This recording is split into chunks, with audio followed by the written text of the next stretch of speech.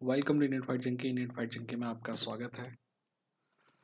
आज टाइम है तो थोड़ी एमएमए की दुनिया की फाइट की दुनिया की खबरों की बात कर लेते हैं।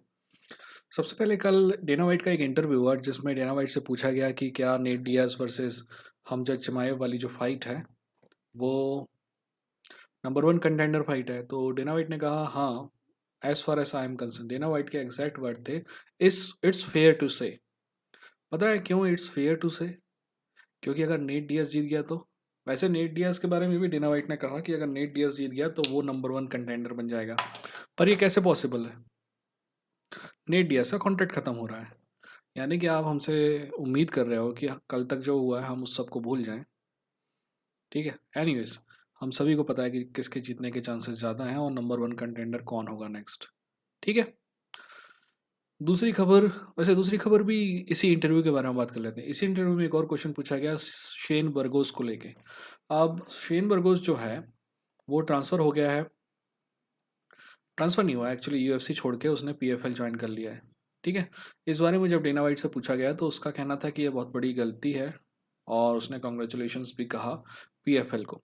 अजीब सी बात है ना, डेना वाइट जो कभी बेलाटोर का नाम नहीं लेता है, पीएफएल का नाम नहीं लेता था, अभी कॉन्ग्रेचुलेशंस कह रहा है। ठीक है, एक समय था जब विंस मैकमैन ये रिकग्नाइज ही नहीं करता था कि WCW नाम की कोई भी चीज़ है।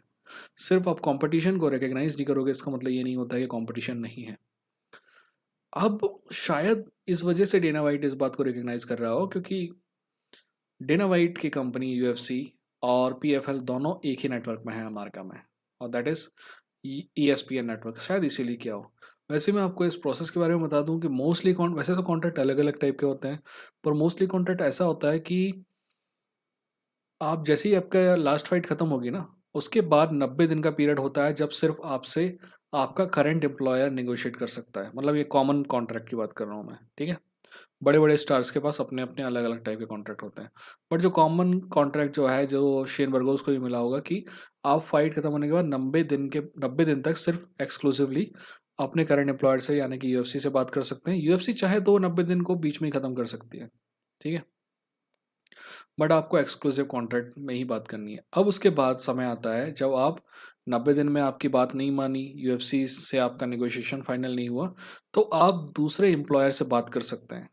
अब यहाँ पे एक और इंटरेस्टिंग बात आती है। यहाँ पे जो आपका एम्प्लॉइंग कंपनी है उसके पास मैचिंग राइट्स आते हैं। फॉर एग्जांपल, लेट्स से कि अभी सेन बर्गोस की जो फाइट फी है, लेट्स से $50,000 है ना, $50,000 to come and 50 show and $50,000 to win.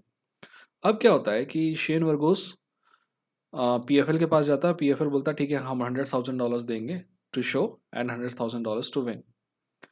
अब उसको ये जो प्राइस जो आपका पीएफएल ने दिया ना, उसको लेके यूएफसी के पास आना पड़ेगा। यूएफसी के पास राइट है उसको मैच करने का, और अगर वो मैच करता है तो यहीं रहेगा। मेरे ख्याल से ये सब हुआ है। पीएफएल ने जो ऑफर दिया उसको यूएफसी मैच नहीं कर पाया। खैर, good for PFL. Shane Burgos जो है एक्साइटिंग फाइटर है, पर ऑनेस्टली मेरा मानना है कि वो लास्ट फाइट हार चुका है, हारा था। ठीक है, अब अगली बात का, हाँ अगली बात कर लेते हैं। किसी ने क्वेश्चन पूछा था, मैं नाम भूल रहा हूँ उसका, अगर मैं एक सेकंड देखना, मैं शायद देख के बताऊँ आपको किसका नाम क्या है। Give me a second.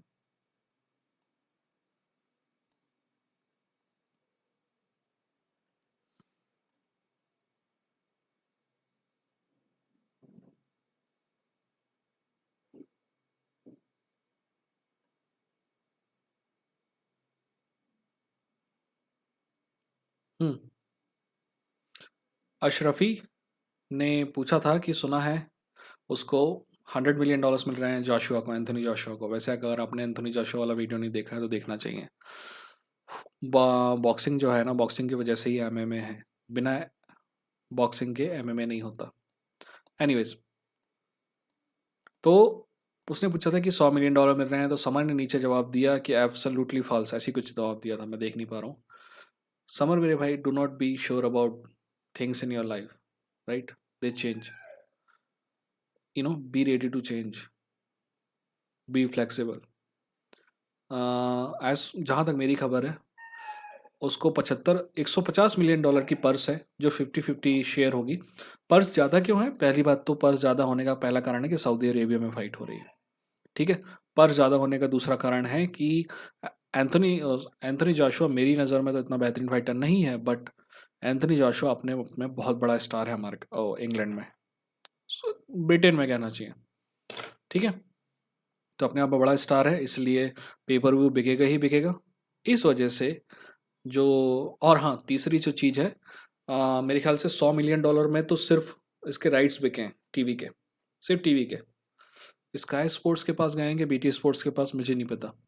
ठीक है, हाँ डोजोन के पास नहीं है इसके राइट्स, बट इन लोग के पास गए हैं और अच्छे खासे में गए, इस वजह से ये ज़्यादा है। उसके अलावा अगर आप स्पॉन्सरशिप को मिला लोगे तो वो $100 मिलियन क्रॉस कर जाएगा। ठीक है, हो सकता है कि थोड़ा कम हो थोड़ा ज़्यादा हो, but it's not a bad amount of money, right. तो इससे कम तो नहीं होना था। हाँ, अगर आप ये सोच रहे हो कि उसको भी उतना ही पैसा मिलता है जितना टाइसन फ्यूरी को मिला, जैसे कि $30 मिलियन के आसपास मिला था टाइसन फ्यूरी को, अगर स्पॉन्सरशिप भी जोड़ ले तो $40 मिलियन। देखो टाइसन फ्यूरी बेहतरीन फाइटर है, बट बॉक्स ऑफिस सक्सेस अगर कोई है इंग्लैंड में सबसे बड़ी बॉक्सिंग में, तो वो without a shadow of doubt Anthony Joshua है। पर अगर ये फाइट वो हारता है तो उसकी जगह वो फ्यूरी ले लेगा। फ्यूरी बेहतर फाइटर भी है और बॉक्स ऑफिस सक्सेस भी हो सकता है। ठीक है, अब अगली खबर पे चलते हैं। अगली खबर है, डैनियल कॉर्मियर ने कहा है कि रोरी मैकडोनल्ड जो है उसको हॉल ऑफ फेम में इंडक्ट करना चाहिए। अजीब सी बात है ना, वो आदमी अब भी रिटायर हुआ है और अब आपको हॉल ऑफ फेम में इंडक्ट करने की बात आ रही है। जब तक दूसरे के लिए खेल रहा था, चाहे वो बेलाटोर है चाहे पीएफएल है, तब तक आपको याद नहीं आई। All of a sudden he is good. वो जो फाइट है ना रोरी मैकडोनल्ड और रॉबी लॉलर वाली, वो वाली फाइट को हॉल ऑफ फेम में इंडक्ट करने के लिए डैनियल कॉर्मियर कह रहा है। क्या वो फाइट पहले खराब थी क्या, आज ही आपको पता चला है? उसके बाद की फाइट हॉल ऑफ फेम में आ चुकी हैं, बट वो फाइट नहीं आई। पता है क्यों नहीं आई? क्योंकि आदमी चला गया आपको छोड़ के, इसीलिए एकदम से बुरा हो गया। और मैं ये जानना चाहता हूँ कि एक दिन ऐसा देखना चाहता हूँ जब डैनियल कॉर्मियर से कुछ मुंह से ऐसा कुछ निकले जो यूएफसी के खिलाफ है। इतने वफादार तो कुत्ते भी नहीं होते जितने डैनियल कॉर्मियर है। एनीवेज, नहीं बात यह है कि आप एक तरफ यूएफसी आपका एम्प्लॉयर है, ये बात बिल्कुल समझ में आती है, बट आप कई चैनलों में आते हो, कई जगह पे आते हो एज अ इम्पार्शियल एनालिस्ट के। अगर आप या तो आप इसी किसी कंपनी के एम्प्लॉय हो सकते हो या फिर इम्पार्शियल एनालिस्ट हो सकते हो। अगर आप इम्पार्शियल एनालिस्ट हो तो ऐसा कैसे हो सकता है कि यूएफसी के खिलाफ आपके मुंह से कुछ भी नहीं निकलता है? ठीक है, और एकदम से कोई आदमी रिटायर होता है, यानी कि वो किसी ऑर्गेनाइजेशन से जुड़ा नहीं हुआ है, तो ऑल ऑफ अ सडन आपको लगता है कि वो हॉल ऑफ फेम के लायक है। वो तो हॉल ऑफ फेम के लायक कल भी था, आज भी है, कल भी रहेगा। Anyways, next fight, next news ये है कि फ्रांसिस नगानो ने कहा है कि उसको कम से कम नहीं तो $100 मिलियन के आसपास का नुकसान हुआ है स्पॉन्सरशिप, थर्ड पार्टी स्पॉन्सरशिप जो यूएफसी में बैन है उसकी वजह से। तो ये कोई नई बात तो है नहीं, बहुत लंबे समय से ये चल रही बात है ना। रीबॉक के समय से ये बात है, उसके बाद वैनम आ गया तो भी ये बात है। एनीवेज, आगे बढ़ते हैं। कुमार उस्मान ने कहा है कि वो जो है लाइट हैवी वेट की फ़ाइट के बारे में वो मजाक नहीं कर रहा, बहुत सीरियस है। मैं आपको बता रहा हूँ कि ये कभी नहीं होने वाला। कुमार उस्मान कभी लाइट हैवी वेट में फ़ाइट नहीं करेगा। यही मैं उस दिन बात कर रहा था जब मैं, अगर पिछला वीडियो देखा होगा आपने, तो एंथनी जोशुआ और कुमार उस्मान में बात है कि ये पता नहीं प्रिटेंड करते हैं आपके सामने जो वो नहीं है, जबकि बेहतरीन फाइटर हैं दोनों। कुमार उस्मान तो एंथनी जोशुआ से कहीं ज़्यादा बेहतर है, बट अपने अंदर की फीलिंग दबा के वो बोलना चाहते हैं जो आपको अच्छा लगेगा।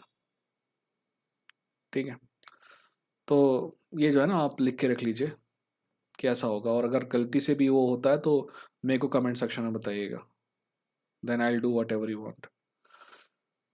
ठीक है, रोरी मैकडोनल्ड्स जो है रिटायर हो चुका है, ये न्यूज़ तो आपको समझ में आई गई होगी पिछले उससे। उसने कहा कि एनीवेज जो भी कहा हो, वो रिटायर हो गया, he deserve to be retired. Okay, Robbie Lawler की फाइट सेट हो गई है सैंटियागो पोंजिनिबियो से UFC 282 में। अगर मैं गलत नहीं हूँ तो ये उसके मेरे कॉन्ट्रैक्ट की लास्ट फाइट है, और मेरे ख्याल से उसके बाद रॉबी लॉलर रिटायर हो जाएगा, and it's good for Robbie Lawler. Okay, अगली न्यूज़ है, जोसे ऑल्डो ने कहा है कि टीजे डिलशॉ का रिकॉर्ड जो है वो मायने नहीं रखता, क्योंकि वो ईपीओ के बाद, सस्पेंशन के बाद वो कुछ भी मायने नहीं रखता। इस बात में मैं कॉन्फ्लिक्ट में हूँ। आई डोंट नो, आपको क्या लगता है, मायने रखता है कि नहीं रखता है? बताइएगा कमेंट सेक्शन में, ठीक है। बाकी सारी बात हमने कर ली है। मिलते हैं अगली वीडियो के साथ, अपना अपना ख्याल रखिए। Take care. सब्सक्राइब करिए, शेयर कीजिए, और अगर शेयर करते हैं तो कमेंट सेक्शन में बताइएगा, और जिस किसी ने पूरा वीडियो देखा है वो भी कमेंट सेक्शन में बताएगा, ठीक है। मिलते हैं अगली वीडियो के साथ, टेक केयर।